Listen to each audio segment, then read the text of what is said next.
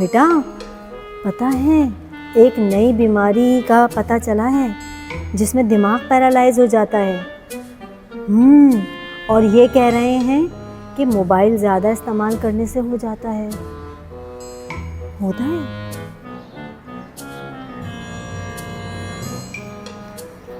सुनो, मेरी दोस्त का फ़ोन आया है और वो कह रही है कि उसके पड़ोस में एक लड़के का दिमाग पैरालाइज हो गया है और ये इसलिए हुआ है कि वो मोबाइल बहुत इस्तेमाल करता था।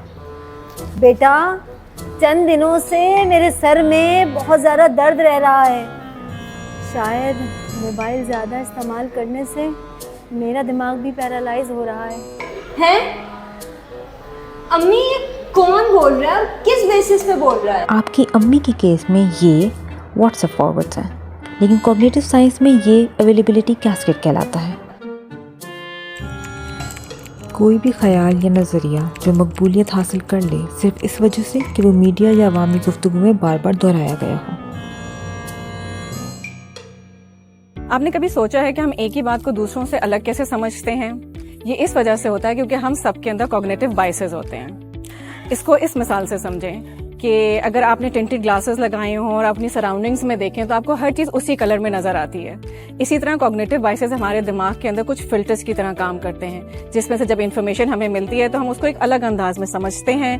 फिर उस अंदाज ही से हम लोग चीज़ों को अपने आगे फैसले लेते हैं और हम अपने कुछ वैल्यू जजमेंट्स बनाते हैं।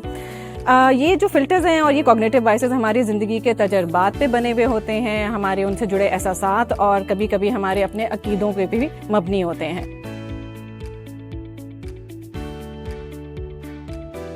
Introducing student teachers about the cognitive biases at this level really help them to recognize their own biases and how it affects their own interpretation of information as well as making decisions. Moreover, introducing student teachers how to take these cognitive biases at a primary level was itself very rewarding and interesting, since student teachers were assigned to incorporate the content LO that was like from the topic of culture and communication with the cognitive biases and bring them into their own classrooms. So they practice that how they can basically inculcate critical thinking skills to their students and ask them to question the norms and have some different perspective of the world as well.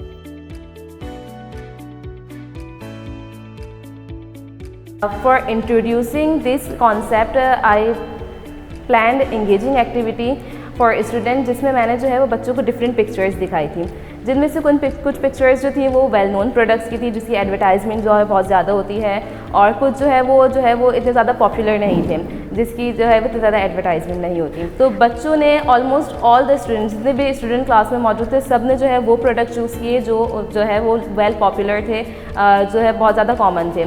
जब उनसे reason पूछा गया तो उन्होंने यही बताया कि वो बहुत ज़्यादा एडवर्टाइजमेंट देखते हैं उसकी और जो है बहुत ज़्यादा यूज़ करते हुए देखा है। इस माइक्रो टीचिंग से जो है मैंने ये चीज़ लर्न करी है कि जो रीइंफोर्स हुई है हमारी, कि हम यहाँ पर प्रैक्टिस करते हैं कि आप किस तरीके से एक्टिव पार्टिसिपेशन बच्चों की लाएँ। से अगर आप जो है वो बच्चों को इंगेज करेंगे अपनी क्लास, उनकी लर्निंग के अंदर, एक्टिव पार्टिसिपेशन के अंदर, उनको खुद क्रिटिकली थिंक करके सोचने का मौका दें कि क्या चीज़ जो है वो खुद से लर्न करें, तो ये बहुत ज़्यादा बेनिफिशियल होती है उनकी लर्निंग के लिए।